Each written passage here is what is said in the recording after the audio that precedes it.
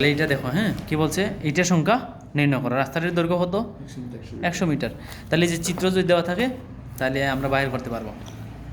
কী বাইর করতে? সোলিং। তাহলে ব্রিক ফ্ল্যাট সোলিং আমরা কেমনে করছি? নাম্বার, দৈর্ঘ্য, প্রস্থ। তাহলে নাম্বার, কাজের সংখ্যা কটা?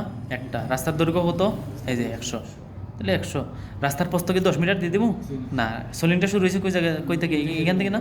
তার মানে এখানে 7.5। এই যে এটা 7.5, এটা 7.5 লেখা না তাহলেও 7.5। এটা লেখা যদি নাও থাকে তাহলে কি 7.5। তাহলে 7.5 7.5 বাদ, তাহলে 7.5 7.5 বাদ দিলে কত? 15 বাদ দিলে মানে 9.85 আসে। তার মানে 9.85। তাহলে এই যে 985 বর্গমিটার। এতটুকু আমাদের সোলিং করতে হবে। এখন বলছি ইটের সংখ্যা বার করো, কতটা ইট লাগবে? কতটা ইট লাগবে? তাহলে ব্রিক ফ্ল্যাট সোলিংয়ে বিএফএসে ইট লাগে।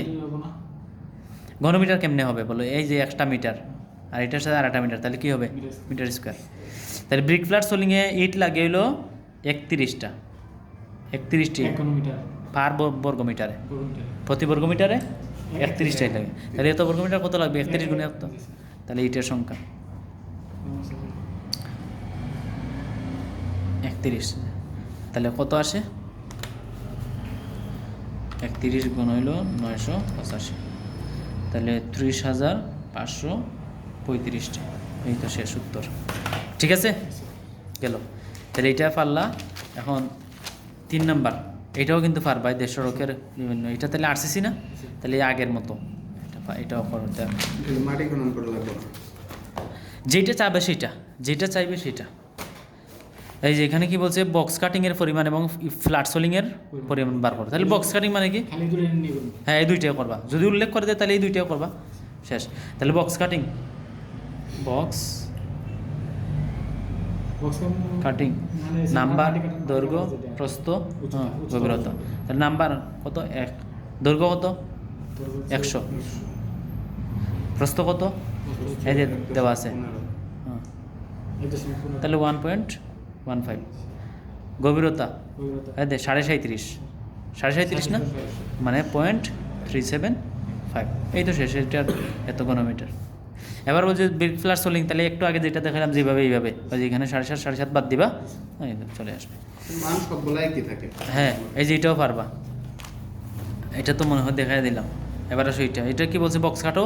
এটার ফ্ল্যাট সোলিংয়ে কী পরিমাণে ইট লাগবে? পারবা না? গেল।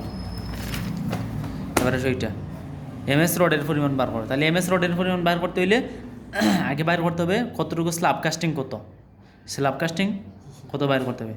বাইর করার পরে এত এর 0.60%, এরপরে 7,850 দ্বারা গুণ দিলেই চলে আসবে, ঠিক কিনা? আচ্ছা, এখানে কি বলছে? বক্স কাটো আর ফ্ল্যাট সোলিং, তাহলে পারবা। এরপরে এটা কি বলছে? হেরিংবন বন্ড ব্রিক ফ্ল্যাট সোলিং, পারবা না? হেরিংবন বন্ডে প্রতি বর্গমিটার ইট লাগে 52টা পার বর্গমিটারে, প্রতি বর্গমিটারে, শেষ।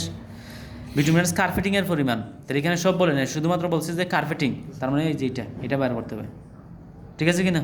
তাহলে ওই যে দফা 9 দফা দেখানো দেখেছি এখানে আছে, সব পারবা।